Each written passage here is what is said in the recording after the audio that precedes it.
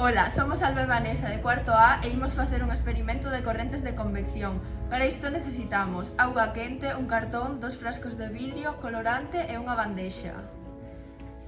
Para este experimento debes comenzar collendo auga quente e auga fría e botándollo nos frascos. Despois, na auga quente imos botar colorante e vai facer unha mezcla.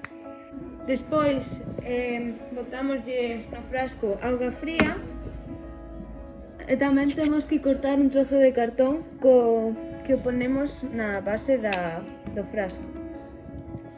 Isto damoslle a volta e o que vai ocurrir é que ao separar o cartón o auga quente vai ascender e a auga fría vai descender. E co paso do tempo vai producirse un equilibrio térmico no que a temperatura vai se equilibrar e o colorante vai ascender. As correntes de convección se producen nos fluidos tanto no aire como na auga.